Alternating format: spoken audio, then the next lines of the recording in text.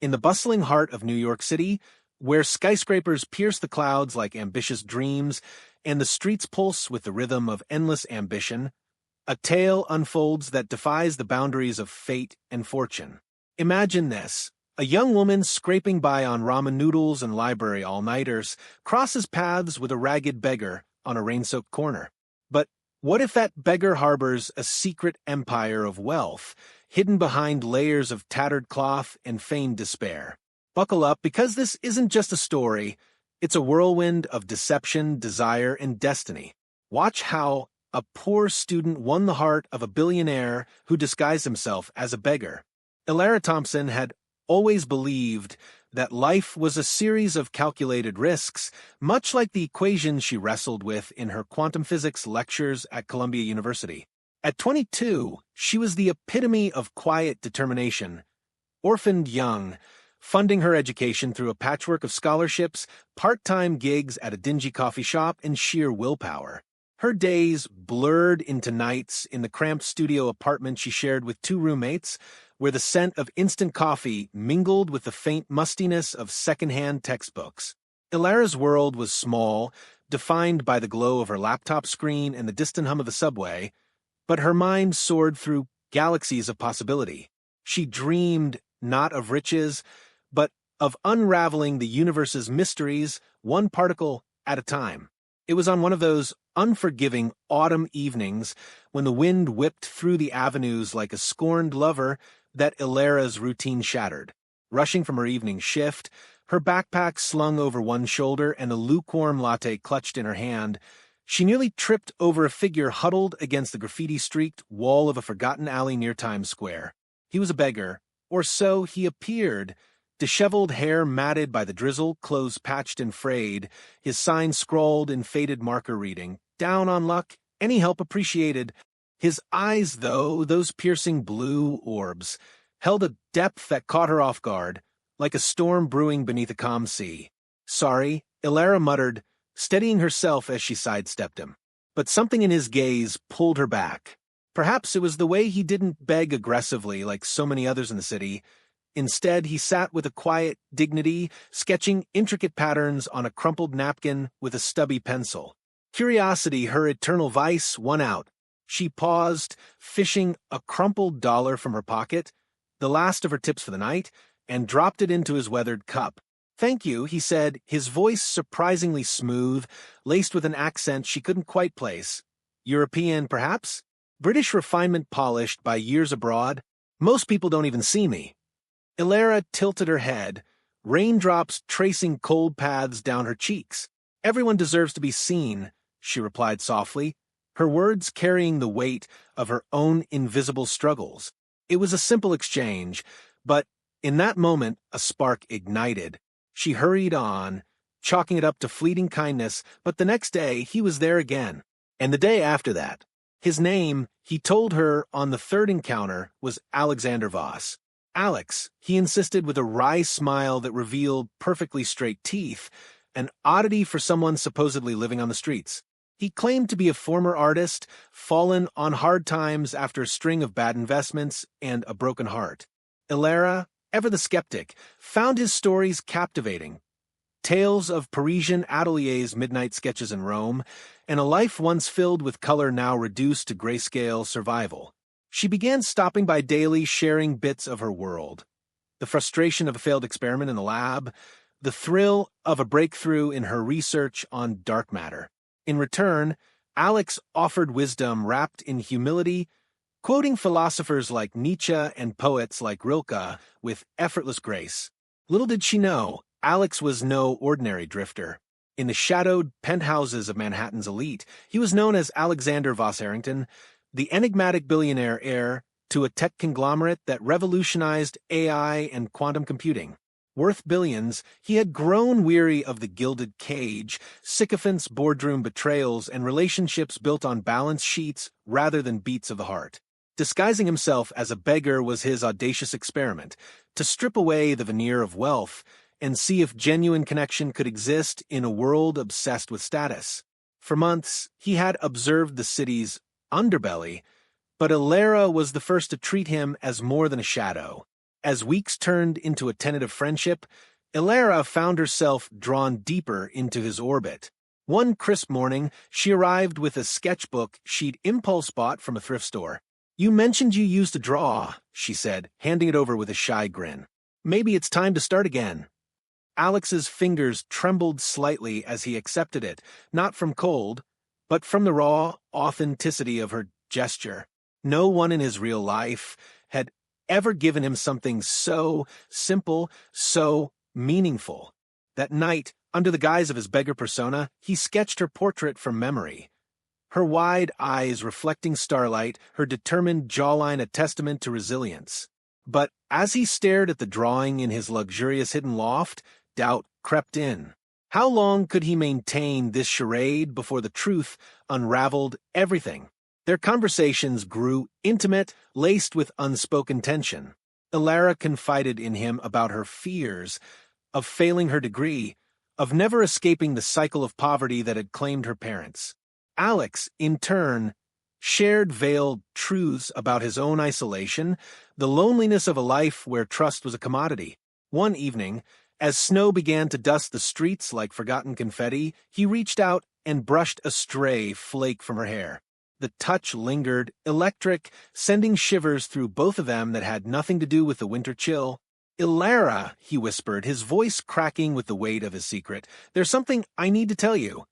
Her heart raced, sensing the shift, the air thick with anticipation. But just as he opened his mouth to confess, a sleek black car pulled up to the curb nearby, its tinted windows reflecting the neon glow of the city. A man in a crisp suit stepped out, scanning the alley with urgency. Alex's eyes widened in alarm. He recognized his personal assistant, sent to drag him back to a crucial board meeting he'd forgotten in his immersion. The assistant's gaze locked onto Alex, and in that instant, the beggar's facade began to crack. Ilara turned, confusion etching her features as the man approached, calling out, "Mr. Voss Harrington, sir, we have to go. The merger is falling apart without you." Ilara froze, her breath catching in the frigid air like a trapped snowflake. The words, "Mr. Voss Harrington," hung between them, sharp and impossible. She turned slowly toward the man in the suit, then back to Alex, whose face had drained of color beneath the grime he'd so carefully applied each morning. The beggar she'd shared coffee with, the one who'd listened to her ramble about entanglement and wave functions while sketching constellations on napkins, was being addressed like royalty. "Alex," her voice came out small, barely audible over the distant honk of taxis. "What did he just call you?" The assistant, tall, impeccably groomed, with an earpiece glinting under the street lamp, took another step forward. "Sir, the board is waiting. The Tokyo delegation is threatening to walk if you're not on the call in 15 minutes. Alex rose from his spot on the cold pavement, the movement too fluid, too controlled for someone who supposedly slept on cardboard. He brushed off his threadbare coat, and Ilara noticed for the first time how the fabric, though deliberately dirted, was cashmere. The realization hit her like a subway train. Every detail she dismissed as coincidence, the perfect teeth, the cultured accent, the way he never smelled quite as bad as the others, snapped into horrifying clarity. "Ilara," he began reaching toward her, but she recoiled as if his touch might burn. "You're Voss Harrington?" She laughed once, a brittle, disbelieving sound. "The Voss Harrington? The one whose face is on the cover of Forbes every other month? The one who bought half of Silicon Valley last year?" His silence was answer enough. All those evenings rushed back to her in a humiliating wave. Her complaining about tuition loans while he nodded sympathetically, her bringing him leftover pastries from the cafe because she thought he was hungry, her confessing dreams she'd never told anyone else, thinking she was speaking to someone who understood struggle. And the whole time he'd been playing a game. "You lied to me," she whispered, "every day, every word." "Not every word," he said, quietly. The assistant shifted impatiently, but Alex held up a hand, and the man stopped as if remote-controlled. "I never lied about how I felt when I was with you. That's supposed to make it better?" Her eyes burned with unshed tears, anger and hurt twisting together until she couldn't tell them apart. "You let me think you were homeless. You let me feel sorry for you. Her voice cracked. You let me fall for a ghost. She turned to go, boots crunching on the thin layer of snow, but Alex caught her wrist gently. Please, let me explain. There's nothing to explain. She yanked free. You wanted to see if someone could love you without your money. Congratulations. Experiment over. You win. She walked away, shoulders rigid, refusing to look back even when she heard him call her name once, raw and desperate, before the assistant ushered him into the waiting car. The door shut with a soft, expensive thud, and the vehicle glided into traffic as if nothing had happened. That night, Ilera didn't sleep. She sat at her tiny desk, staring at the sketchbook she'd given him, the one he'd never returned. Her roommates were out, leaving the apartment eerily quiet except for the radiator's occasional clank. She kept replaying every conversation, searching for the moment she should have known, berating herself for being so naive. By dawn, anger had hardened into something colder, resolve. She would forget him. She would graduate, get her PhD, make her mark on the world without ever needing anyone's charity, real or fake. But forgetting Alexander Voss Harrington proved impossible. 2 days later, a package arrived at the coffee shop where she worked. No return address, just her name in elegant handwriting she now recognized. Inside was the sketchbook, filled with drawings of her, reading on the subway, laughing at something he'd said, gazing up at the stars he'd pointed out on clear nights. On the last page was a single portrait, her face soft in sleep, though she'd never fallen asleep around him. And beneath it in his precise script, I saw you long before you saw me. She slammed the book shut and shoved it into her bag, telling herself she'd throw it away later. A week after that, her physics professor called her into his office, eyes wide behind his glasses. Miss Thompson, I've just received notice that your remaining tuition and living expenses have been covered anonymously through a private foundation. They've also endowed a research grant in your name, substantial enough to fund your doctorate and beyond. Ilera's stomach dropped. Who? The professor shrugged. They insisted on anonymity. But the paperwork mentions a particular interest in quantum entanglement research. Sound familiar? She knew. Of course she knew. She marched straight to the library and used one of the public computers to search his name, something she'd deliberately avoided before. Article after article. The reclusive billionaire who never gave interviews, who'd revolutionized neural networks, who'd vanished from public life, 6 months ago citing personal sabbatical. Photos showed a clean-shaven man in bespoke suits, jaw sharp, eyes exactly the same piercing blue that had watched her so intently from the sidewalk. She hated how her heart stuttered at the sight of him. Winter deepened, and New York turned merciless. Ilera threw herself into her studies, accepting the money because pride wouldn't pay for lab equipment, but refusing to spend a cent beyond necessity. She avoided the alley where they'd met, took different routes home, deleted the playlist he'd indirectly inspired. Yet, every time it snowed, she remembered the night he'd brushed that flake from her hair, and the memory ached like a bruise. Then, in late February, during the city's worst blizzard in years, her phone buzzed with an unknown number. She almost ignored it, but something made her answer. Ilera? His voice, unmistakable, even through static. Don't hang up. How did you get this number? That's not important. Are you safe? The news says half the city's without power. I'm fine. She clutched the phone tighter, snow battering her window. Why are you calling? Silence stretched, filled only by wind howling outside. Because I can't do this anymore, he said finally. The pretending. The distance. I thought giving you space would prove I respected you, but it's killing me. You don't get to decide when I'm ready. I know. I destroyed whatever trust we had, but I need you to understand why I did it. He drew a shaky breath. My entire life, people have wanted pieces of me, my money, my influence, my name. I've never known if anyone saw the man underneath. When I met you, you looked at me like I was real, like I mattered even when I had nothing. You had everything, she snapped. You just hid it. Yes, and I was wrong, terribly wrong. But the feelings? Those were never fake. Every conversation, every laugh, Those were the most honest moments I've had in years. She pressed her forehead to the cold glass, watching snow pile against the sill. What do you want from me, Alex? Nothing you're not willing to give. But I'm done hiding. If you'll let me, I'll stand in front of you as exactly who I am, flawed, privileged, desperate to earn back even a fraction of what we had. And if I say no, then I'll respect that. I'll keep the foundation funding your work anonymously, and I'll stay away. But, Ilara, I'm in love with you. Not the idea of you.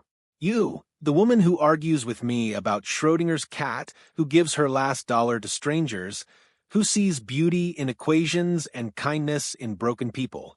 I'm in love with every stubborn, brilliant, unforgiving inch of you. Her throat tightened. She wanted to hate him. It would be easier. Where are you? She asked before she could stop herself. Outside your building. In the snow. Without the disguise this time. She crossed to the window and looked down. There, under the flickering streetlight, stood a tall figure in a dark wool coat, snow collecting on his uncovered head.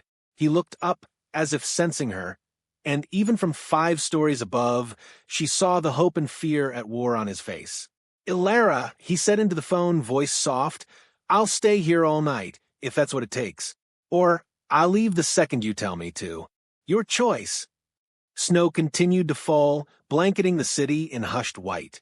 She stared at him for a long moment, heart pounding against her ribs like it wanted to escape and run to him. Then, slowly, she reached for her coat. Ilara pulled on her worn wool coat, the one with the frayed hem she'd meant to fix 100 times, and descended the 5 flights of stairs in a rush that felt half fury, half surrender.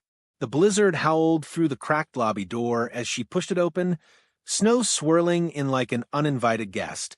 There he stood, exactly where he'd promised, Alexander Voss Harrington, billionaire, liar, and the man who had somehow carved a permanent space inside her chest despite every reason she had to evict him. He didn't move as she approached, snow already dusting his dark hair silver, his expensive coat, doing little to hide the vulnerability in his posture. No bodyguards, no car idling nearby, just him, freezing, waiting for judgment. You're an idiot, she said, voice carrying over the wind. You'll catch pneumonia. A ghost of a smile touched his lips. Worth it if you're speaking to me. She stopped an arm's length away, close enough to see the faint stubble on his jaw, the redness at the tips of his ears. Close enough to remember how his hand had felt brushing snow from her hair all those weeks ago. You think standing in a storm erases what you did? No, he said quietly. I think nothing erases it. I'm here to start earning forgiveness, not demand it. The sincerity in his eyes undid something inside her. She wanted to slap him, kiss him, scream at him all at once. Instead, she reached out and grabbed the lapel of his coat, pulling him under the meager awning of her building's entrance. Get out of the snow, at least. I'm not explaining a dead billionaire on my doorstep to the super. He followed without resistance, the warmth of his body suddenly too close in the narrow space. For a long moment, they simply breathed, white clouds mingling in the cold air between them. I hated you, she said finally, staring at the snow piling against the curb. I still do, a little. I know. I used the money, she admitted, voice fierce. Every cent for tuition, for lab fees, for groceries that weren't ramen. And I hated myself for it. You shouldn't. It was never charity. It was reparations, the smallest possible repayment for invading your trust. She turned to face him fully. Then repay me differently. Tell me everything. No more masks. So he did. They ended up in the 24-hour diner 2 blocks away, the one with cracked vinyl booths and bottomless coffee that tasted like regret. Ilara insisted on walking. No chauffeured car, no shortcuts. He matched her stride through the storm without complaint, snow soaking through his Italian leather shoes. Inside the diner, they claimed a corner booth, steam fogging the windows as the city shut down around them. Alexander spoke for hours, voice low, unflinching. He told her about growing up in boardrooms instead of playgrounds, about a father who measured love in stock options, a mother who drowned loneliness in charity galas. He described the day he turned 30 and realized no one in his life would miss him if the money vanished, just the access it provided. How the beggar disguise started as a bitter joke, a way to prove the world was as shallow as he feared. How it became something else entirely the moment a tired, kind-eyed student dropped $1 in his cup and looked at him like he was human. "I stopped being an experiment the day you brought me that sketchbook," he said, fingers tracing circles on the formica table. "You gave me hope when I was pretending to have none. And I fell so hard, Elara. That lying to keep you felt like the only way to hold on to something real." She listened without interrupting, refilling his coffee when it cooled, watching the snow pile higher outside. When he finished, dawn was creeping pale gray across the sky, and the diner was empty except for the waitress dozing behind the counter. "Your turn," he said softly. So she told him about losing her parents in a car crash at 12, about foster homes and scholarships, and the bone-deep fear that she would always be one emergency away from losing everything. She told him how meeting Alex the beggar had felt like finding a kindred spirit, someone who understood scraping by without pity, how discovering the lie had made her question every connection she'd ever made. "I thought I was safe with you, because you had nothing to gain," she whispered. "Turns out I was never safe at all." He reached across the table, palm up and offering. After a long hesitation, she placed her hand in his. His fingers closed gently, carefully, as if she might vanish. "I can't undo the past," he said, "but I can promise you the future. No disguises, no foundations hiding behind anonymity, no games. Just me. Terrified I'll never be enough without the empire, asking the most extraordinary woman I've ever met to take a chance on the man, not the myth." Elara studied their joined hands, her chipped nails against his manicured ones, calluses from lab work meeting skin that had never known hardship. Two worlds touching. "I'm not ready to forgive everything," she said at last, "but I'm ready to try. Slowly. Honestly. On my terms." Relief broke across his face like sunrise. "Your terms. Always." Spring arrived in tentative bursts, crocuses pushing through Central Park's thawing soil, Elara's research gaining traction with conference invitations, Alexander quietly dismantling parts of his public persona to make room for something private and real. They met in ordinary places, museum benches, street vendor hot dogs, her tiny apartment where he learned to cook pasta without burning it. He attended her thesis defense in jeans and a borrowed Columbia hoodie, clapping loudest when she earned her master's with honors. She visited his penthouse only after insisting on taking the subway, and spent an entire afternoon reorganizing his library because his alphabetizing system offended her scientific soul. There were arguments, fierce, cleansing ones, about privilege and trust and the chasm between their worlds. There were nights she still woke, reaching for the beggar who'd never truly existed, and mornings he stared at the ceiling terrified she'd realized she deserved someone untainted by deception. But they talked through every shadow, learning the language of second chances. 1 year from the night he'd waited in the blizzard, Alexander took her back to the alley where it all began. It was May now, warm enough for cherry blossoms to drift like pink snow. The graffiti wall had been painted over with a community mural, vibrant galaxies swirling across brick. "I bought the building," he admitted sheepishly when she raised an eyebrow. "Turned the ground floor into a free art studio for kids who can't afford supplies. Thought it might balance the scales a little." Elara laughed, the sound bright and unguarded. "You're impossible." He dropped to one knee right there on the sidewalk, pulling a small velvet box from his pocket. Inside was no massive diamond, no ostentatious declaration of wealth. Just a simple ring. White gold woven with a thin strand of meteorite iron, etched with the quantum entanglement formula they'd once argued over for hours. "Elara Thompson," he said, voice steady despite the tremor in his hands. "You saw me when I was invisible. You challenged me when I was untouchable. You loved a version of me that barely existed, and somehow, against every odd, you're teaching me how to become him for real. I don't want to own galaxies or empires. I want to build a life with the woman who makes the universe feel bigger than any boardroom ever could. Will you marry me? Not the billionaire, not the beggar, but the man trying every day to deserve you. Tears blurred her vision as cherry blossoms caught in her hair, like confetti from the sky itself. Around them, strangers slowed to watch, New York's endless rush pausing for one perfect moment. She sank to her knees, too, meeting him eye to eye, no hierarchy left between them. Yes, she whispered, then louder, fierce and certain, yes, Alex, but only if you promise we keep arguing about physics forever. He laughed through his own tears, sliding the ring onto her finger where it caught the sunlight like a captured star. They kissed there on the sidewalk, messy, joyful, unconcerned with the applause starting around them, as petals rained down in celebration. Years later, when their daughter asked how Mommy and Daddy met, Alara would smile and say, "Your father was pretending to be lost, and I found him anyway." Alexander would add, "And your mother was brilliant enough to see through every lie, except the one that mattered, that a beggar and a scholar could ever stay apart." And in the quiet of their brownstone, not a penthouse, but a home filled with books and half-finished experiments and sketches taped to the fridge, they would hold each other, marveling at the improbable, magnificent truth that sometimes the greatest fortunes aren't inherited or earned, but discovered in the unlikeliest corners, wrapped in tattered coats, waiting for someone brave enough to look twice.